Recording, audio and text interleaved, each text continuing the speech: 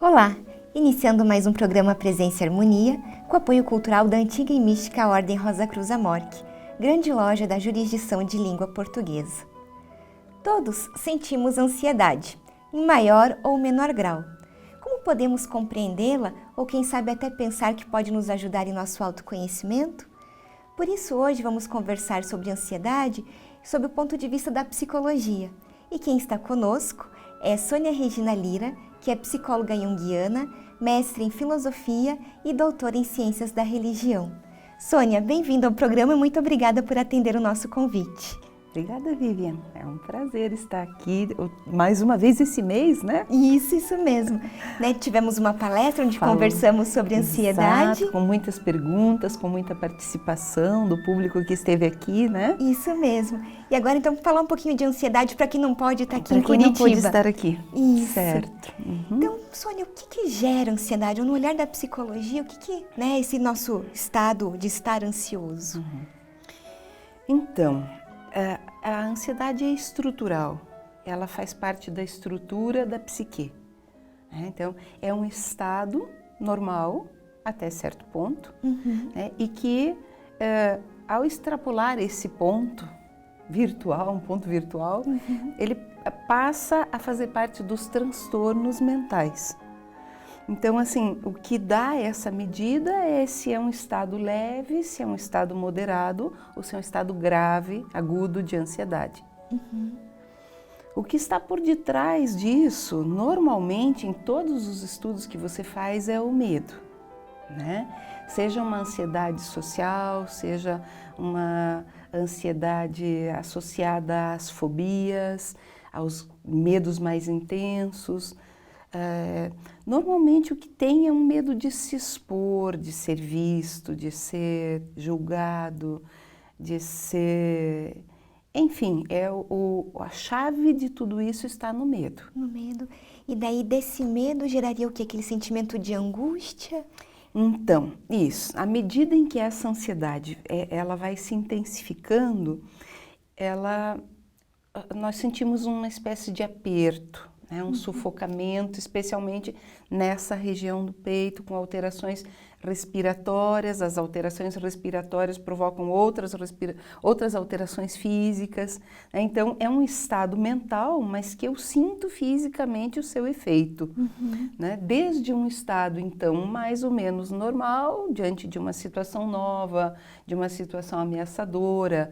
Eu posso fazer uma viagem e fico apreensivo, eu vou fazer uma prova, fico apreensivo, ou dessa apreensão eu posso entrar num estado de transtorno, eu posso não conseguir fazer a prova, eu posso não conseguir dirigir, não conseguir tomar um avião, eu posso, enfim, entrar em estados mais graves de ansiedade. Certo. É nesse momento que realmente ela começa a atrapalhar as nossas vidas, ou quando a gente chega nesse ponto. Isso. Na psicologia analítica, não só a ansiedade, mas todo sintoma, ele é uma linguagem. Uma linguagem do inconsciente, ou seja, tem uma parte minha tentando acessar a consciência, tentando fazer com que eu compreenda. Certo. É dessa parte, então, que você havia comentado que começam a surgir essas imagens, ou ainda não? Isso, as imagens fazem parte sempre dos estados de ansiedade, né?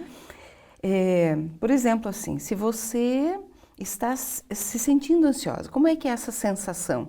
É um aperto, é uma inquietação, é uma insônia, é um medo muito forte, às vezes de algo...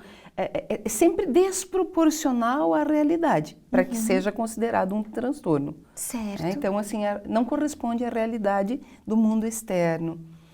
E, claro, se você perguntar para o portador de uma ansiedade, se essa ansiedade pudesse ser representada por algo ou alguém, você veria que imediatamente vão surgir uma ou mais imagens associadas e que poderiam nos contar, nos dizer o que se passa no estado de ansiedade. É nisso então que a gente, daí, como você comentou, né, relaciona a psicologia analítica numa técnica que você trabalha, que é a imaginação ativa. Exatamente, exatamente. Certo. E a gente acaba percebendo que a grande maioria, não só dos transtornos definidos como transtornos de ansiedade, mas nas próprias depressões, nos transtornos de estresse pós-traumático por violência urbana, por detrás do próprio bruxismo, tem estados intensos de ansiedade. Né? Então, assim, a ansiedade ela é vista pela medicina de uma forma que ela possa ser controlada. Então, para isso, usa-se certas medicações, né? Os médicos, os psiquiatras conhecem bem esse trabalho e fazem como que não diria bem um bloqueio, mas uma amenização desse estado através da medicação. E nós, no entanto, gostaríamos de conhecer o que é que está por detrás, o que é que está por debaixo disso, onde é que está a raiz do sintoma. E com isso nós nos utilizamos, então, especialmente da imaginação ativa, que você já sabe que é a minha técnica por excelência. Que é a sua especialidade. É a minha especialidade. Então, disso a gente pode falar à vontade. Com certeza. Que eu acho que esse é um dos problemas da medicina, né? A gente só pega na parte do sintoma. E acho que a psicologia, isso que a gente busca mesmo, é onde que está a raiz, aonde que... Né? Que eu acho que é nesse o processo de autoconhecimento. Isso, então aí entra aquela questão que eu trouxe aqui, que nós falamos bastante no auditório, que é assim, é um paralelo entre a ansiedade como um estado fisiológico, psicológico, mas também espiritual, né? Que nós chamamos de ansiedade teológica. Isso. Você pode falar um pouquinho pra gente, por favor, Sônia? Eu trouxe na nossa conferência, naquele dia de março, agora não lembro bem. Foi 24 de fevereiro. 24 de fevereiro? Ótima memória, ótima que você tem. 24 de fevereiro eu trouxe e apresentei para o pessoal, que é um livrinho bem simples, mas chama-se O Cristão e a Angústia. Né? Nesse livrinho, A Cristão e a Angústia, a ansiedade é entendida no seu aspecto elevado como angústia, e ele é um sinal, digamos assim, do processo espiritual que está sendo feito. Por quê? Porque à medida em que eu evoluo psíquica e espiritualmente, a ansiedade deve ir naturalmente diminuindo até chegar no nível zero, até eu não sentir ansiedade diante de nenhuma circunstância. Não é não sentir medo, eu devo sentir medo diante de circunstâncias, porque senão eu perco a referência. Sim, né? Autopreservação Claro, mesmo, né? Claro, autopreservação. Mas assim, aquela ansiedade, do medo de me expor, dos muitos medos que a cercam, esses medos devem ir sendo elaborados, ir sendo retirados, e se eu faço um processo de altamente evolutivo espiritual, nesses estados é proibido sentir medo. Proibido no sentido de que eu devo ter elaborado os meus medos. Certo. Tá? Então, isso é para eu ter uma medida razoável de onde eu estou no caminho espiritual, eu posso dar uma consultada em como é que está a minha angústia, a minha ansiedade e, com isso, todos os meus medos. Certo. E nesse olhar mesmo do aspecto teológico, tem a ver com como nós somos, né, de uma formação cristã. De que maneira isso está relacionado? Um dos grandes referenciais que nós temos na teologia é Jó e todo o seu processo, né? Jó é um símbolo máximo, assim, da passagem entre o Antigo e o Novo Testamento. Ele é um símbolo da angústia, porque se você lê as passagens, os momentos em que Jó fala, são os momentos em que muitos de nós falamos: por que eu nasci? Eu não devia ter nascido, eu gostaria de sumir, eu não aguento mais, eu não suporto viver. Então, assim, são falas muito fortes, muito dolorosas, né? E em Jó, tudo isso acontecia porque, na verdade, ele não conhecia a Deus. E todo o processo dele é um processo de um vir a conhecer Javé, que era o grande desconhecido. Então, é como que ele ia passando por todas essas provações, né, até que, de repente, ele entendesse que Agora ele conhecia a Deus, não por ter ouvido falar, mas por ter experimentado em si mesmo. Então, ele experimentou todas as piores angústias, porque ele passa por propriamente 3 estágios. Primeiro, são retirados dele os bens materiais. Então, são a ansiedade associada à perda dos bens materiais, especialmente aqueles bens a que eu tenho um maior apego, que eu tenho uma ligação muito forte, né? Hoje, os estados de ansiedade associados à perda de bens materiais são extremamente intensos, né? Quanto mais a gente procura ter, né? Mais difícil é que isso te seja tirado, né? Depois, num segundo momento, veja que interessante no mito de Jó, que quem faz essa provação toda é o Filho de Deus, né? O outro Filho de Deus. O pessoal não gosta muito que eu fale isso, mas está escrito lá na Bíblia, né? Que é o outro Filho de Deus, Satanás, provoca Javé e diz, bom, olha, Jó é fiel a você e tudo mais porque você o protege. Mas eu queria ver como é que seria se você não o protegesse. Então Javé falou, ok, vá lá e tire os bens materiais, não fala os bens materiais, não fala propriamente nessa linguagem, é numa linguagem própria da época, né? Vai lá, tira os carneiros dele, os cavalos, todos aqueles, ele era um dos homens mais ricos do Oriente, tira tudo dele. Então Satanás vai lá e provoca uma situação em que os ladrões vêm e levam todos os bens materiais de Jó. Então Jó entra num estado de profunda angústia, né? Profunda, estados de ansiedade indescritíveis.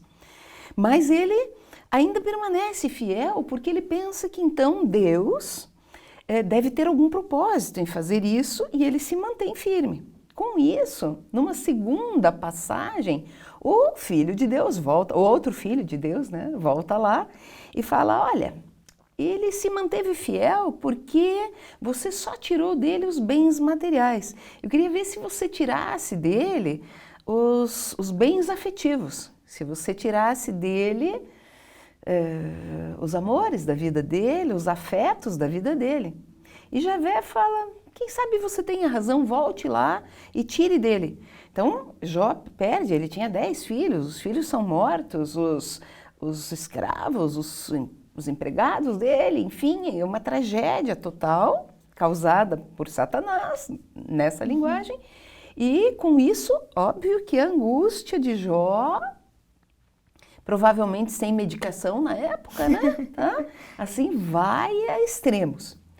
Ok, Jó ainda aguenta firme e fala, não, provavelmente Deus deve ter algum propósito, Javé, ele fala, né? Javé deve ter algum propósito e eu não vou me voltar contra Javé, tá? Por ter tirado de mim todos os bens materiais e todos os bens afetivos da minha vida. Com isso, numa terceira passada, o outro filho volta lá e fala, bom, olha, fala para o pai, ele não blasfemou contra você porque você tirou dele os bens materiais e os bens afetivos, mas eu queria ver se você afetasse o corpo dele, se ele adoecesse, como é que seria?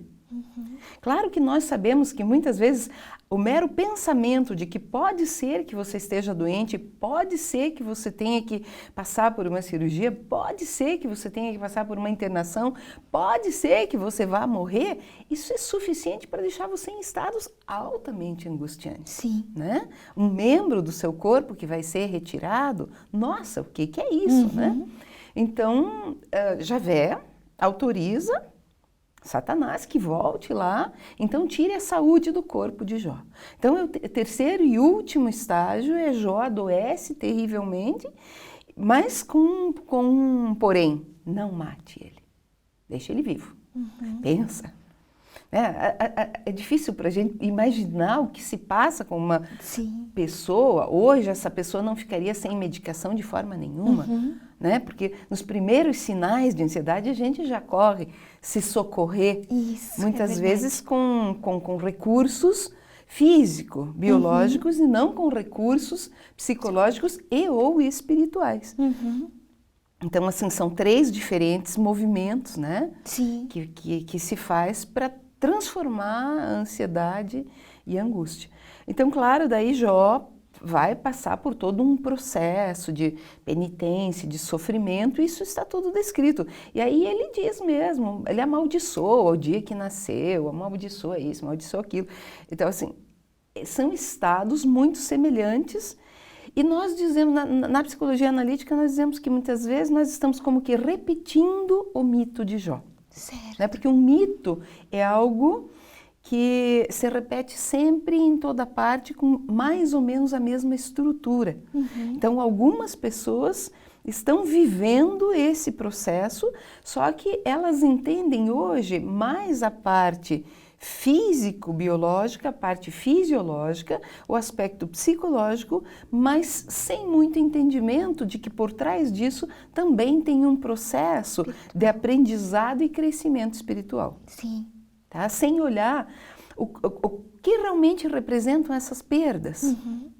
Então, é nesse sentido que a gente pode falar que, então, a gente acaba deixando esse instinto de reflexão de lado. Quando a gente só busca o medicamento, esse instinto de reflexão é deixado de lado. Excelente, excelente. No volume 8 das Obras Completas de Jung, ele fala profundamente sobre o instinto de reflexão. Ele fala sobre os instintos e sobre os arquétipos, e ele diz que é esse instinto de reflexão, é essa capacidade de voltar para dentro, voltar para o fundo, voltar-se para si, que vai promover um autoconhecimento, ou seja, uma autotransformação, e essa autotransformação é que vai modificando os estados de ansiedade e angústia, modificando no sentido de que vai diminuindo a flutuação desses afetos, desses estados emocionais. Que daí a gente não passaria então a sofrer mais tanto com eles a partir disso. Exatamente, só que tem que ter um modo próprio de se fazer, então, Sim. O instinto de reflexão, essa autorreflexão. Claro, nós usamos a imaginação ativa acima de toda e qualquer técnica. Certo. Né? Claro, tem muitos caminhos. Tem os praticantes de meditações orientais, meditações profundas, práticas respiratórias, tudo isso é importante e tudo ajuda. Sim. Né?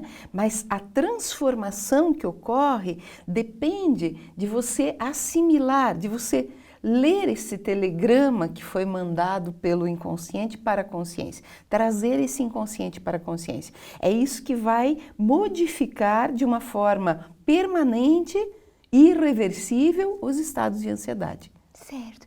E daí é nesse momento que a gente pode falar, né, fazendo todos esses exercícios, que ele colabora para a nossa prática mística? Ou não? Bom, digamos assim que o processo de transformação da ansiedade em seu sentido psíquico e espiritual deve nos conduzir até um limiar que é o lugar de um salto entre o psíquico e o místico, e a mística. Certo. Tá? Então, na linguagem teológica, a experiência mística, ela ocorre a partir de é um estado de confiança total. Não é bem confiança, a palavra não é essa. Né? É uma pistis, é um estado de fé, né? Em que eu não sinto mais medo. Não sinto mais medos psíquicos, ou seja, a ansiedade baixa a zero. Como é que é eu não sentir ansiedade? Ansiedade, isso. Não sentir ansiedade. Normalmente é quando eu estou no agora. Eu estou aqui, estou agora. Certo. Né? A maioria dos estados de ansiedade, a minha mente está projetada num futuro, numa expectativa, Sim. num vir a ser ameaçador, né? E que eu não tenho proteções suficientes, enfim, com relação a isso. E voltando ali, então, né, ao mito do Jó, como você comentou, que toda essa angústia que ele passa a viver também é que, de certa forma, ele não teve essa experiência de Deus. Aí a gente faz esse voltar-se para si, numa linguagem até mesmo para a ordem. Seria essa busca também pelo nosso Deus interior, por esse... É uma busca na linguagem da ordem, é isso. Na linguagem psicológica é um encontro com o self. Certo. Tá? Mas desse encontro, esse encontro não é dois se encontrando, não é bem assim. Funciona mais ou menos assim, como se fosse o Rio Negro e o Solimões. Certo. Tá? Eu sou o negro, o self, ou o eu interior é o Solimões. Esses dois grandes rios se encontram. Certo. Quando eles se encontram, não existe mais dois. Aliás, nunca existiu dois. Uhum. Mas, para que haja uma distinção, tem que haver o dois. Sim. Então, nesses estados de encontro, o um e o dois vão se transformando num terceiro.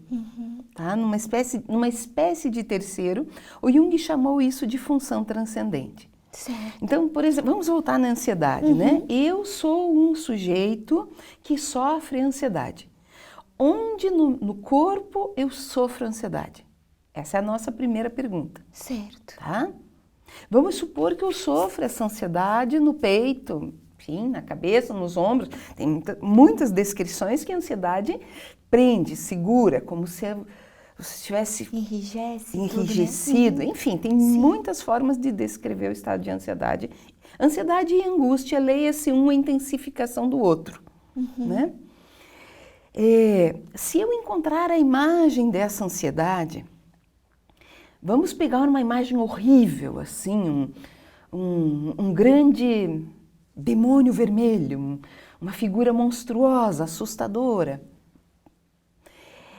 Se eu conseguir olhar para essa figura, interagir com ela, dialogar com ela, na medida em que eu faço isso, a imagem começa a sofrer uma transformação e eu também. Tá? O eu que faz a experiência também vai sofrendo a transformação. O sintoma também vai sofrendo uma transformação. Então, conhecer isso é me autoconhecer. Interagir com isso é me autotransformar.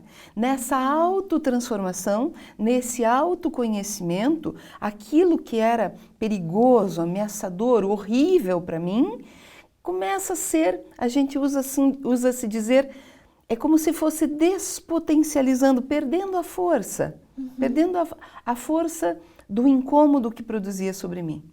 Tá? Então, isso é basicamente uma síntese de uma imaginação ativa. Sim. Né? Então, e com isso, todos os meus medos, se eu for trabalhando um por um, eles vão se transformando e transforma também o meu estado físico biológico. Certo. Transforma o próprio sintoma da ansiedade. Certo. Então, né, digamos assim, agora vindo um pouquinho para o aspecto físico, né? Então, será que talvez esse sentimento que nós temos de ansiedade é uma coisa que foi criado dentro de nós para uma busca por uma autopreservação? Será que teria alguma relação com isso ou não? Diria que sim, mas não só. Certo. Né? Na verdade, a grande essência, o grande ponto é conhecer a Deus.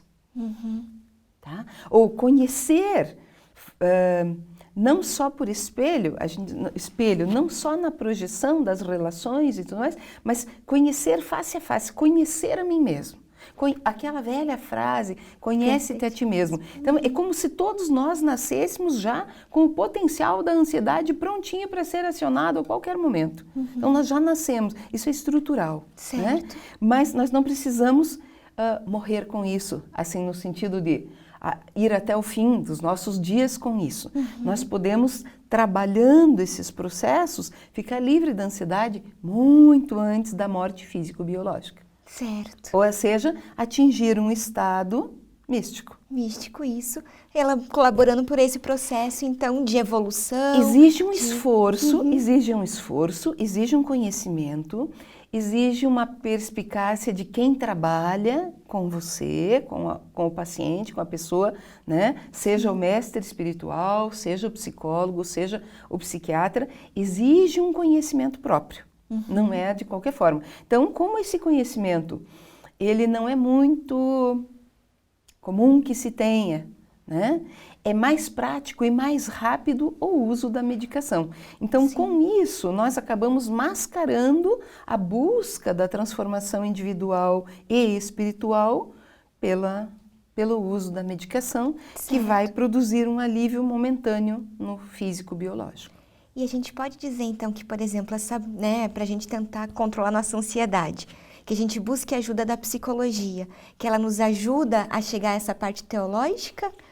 Olha, Ou não? eu não te diria, se eu te disser da psicologia, eu me atrevo num campo grande demais, tá? Certo. Eu só posso falar para você a partir da psicologia analítica, que é o meu campo, Certo. tá? Então, assim, as outras linhas de psicologia, eu não sei como é que elas propriamente lidam com isso, né? Eu sei, não é que eu não sei nada, eu sei um pouco, assim, mas eu não gosto de falar sem Claro. ter um conhecimento de Claro. causa. A psicologia comportamental, por exemplo, trabalha com dessensibilizações sistemáticas, dessensibilizações, ou seja, você ir perdendo esse medo aos poucos. Você tem medo de cachorro, então primeiro você vai pegar um cachorrinho de pelúcia, depois você vai pegar um cachorrinho filhote, depois você vai se aproximar de um cachorro maior, você vai imaginar cachorros, enfim, você vai trabalhar com isso, né? E São maneiras diferentes são de maneiras olhar. diferentes, isso. Então, quando eu falo, eu sempre vou estar falando a partir da psicologia analítica, que é onde eu tenho mais nado melhor nesse mar, assim, né? Tá certo. Tá? E Sônia, assim, para aqueles que sofrem de ansiedade, além de, claro, de tudo isso que a gente falou, tem alguma coisa que você gostaria de indicar, alguma coisa de falar, né? Já que isso, ainda mais que a gente vive hoje num mundo onde a gente diariamente, muitas vezes, convive com situações de ansiedade. Olha, uma forma prática que as pessoas podem fazer enquanto elas não têm um conhecimento de técnica e não têm acesso a uma imaginação ativa ou, enfim, algum outro recurso, é ter um caderno terapêutico. Ajuda muito ter um caderno terapêutico, anotar os seus sonhos, anotar essas fantasias que brotam junto com os estados de ansiedade, né? De repente você tem uma insônia, tem aquela inquietação, Tem pessoas que têm medo de sonhar porque parece que o sonho traz consigo uma ameaça, né? Então, a dica é assim, arrume um caderno terapêutico, comece a desenhar esses estados, se você não consegue descrever, né? Ajuda muito você dizer, estar nesse estado de ansiedade para mim é como se comparar com algo. Certo. Como é que seria, Viviane? Vamos podemos fazer um pouquinho? Com certeza. Como é que é? É como se estivesse acontecendo o que com você? Certo. Agora eu não sei se eu teria que imaginar uma situação. Para mim é como se eu estivesse em cima de uma ponte pênsil. Imagina uma ponte pênsil com um abismo lá no fundo e eu tendo que passar por cima dessa ponte? Sim. Tem pessoas que não conseguem nem atravessar uma ponte, que dirá uma ponte pênsil. Sim. Tá?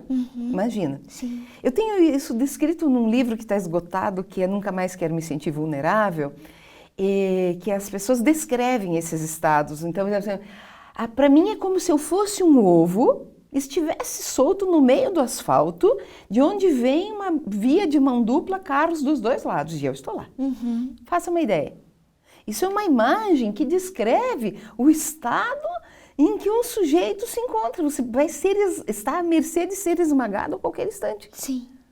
Tá? Ou assim, para mim é como se eu fosse alguém cheio de buracos, que qualquer um pode chegar ali e colocar qualquer coisa num desses buracos. É tremendamente ameaçador isso, tá? Como se eu estivesse sozinho andando no deserto. A noite se aproxima, eu não sei para onde ir, não sei o que vai acontecer, vejo no horizonte tempestade de areia. São estados imaginários que eu posso evocar para descrever como é que eu me sinto. Certo. Tá? Nossa, eu me sinto como se fosse desmaiar, como se fosse me acabar, como se fosse me desmanchar em água. Tá? Essas são imagens que ajudam você a ir fazendo um caderno. Ou seja, ajudando dois processos que você comentou, né? Na reflexão e transformar essa reflexão em imagem. Ótimo, excelente, perfeito. Já é um ótimo caminho. Tá? Isso não é uma imaginação ativa, mas é um ensaio de. Sim, já é uma busca para. Então, Porque as pessoas dizem assim, mas como é que eu vou descrever a minha ansiedade? De que jeito? Tá? Eu já disse que está no braço, na cabeça, no pé, sei lá, mas como é que eu faço para descrever isso? Então assim, para mim é como se eu tivesse um prego enfiado no pé que me dói dia e noite, eu não sei o que fazer com ele, não consigo tirar, eu fico num estado... tá? Sim. Então assim, isso é muito... É uma prática que ajuda muito quem quer já ir se trabalhando. Certo. Tá? Só não faça só de vez em quando, né? Faça com frequência, faça com empenho e com isso você vai ajudando a transformação desses estados e se autoconhecendo. Sim. Né? Conhecendo os nomes, as imagens desses abismos da alma. Nossa, Sônia, muito obrigada por compartilhar mais uma vez os seus conhecimentos com a gente. Foi excelente, muito obrigada. Obrigada a você, Viviane. Estou à disposição. Muito obrigada. E lembrando do nosso e-mail, presençaharmonia@morte.org.br, esperamos a sua contribuição. Obrigada por nos assistir e paz profunda.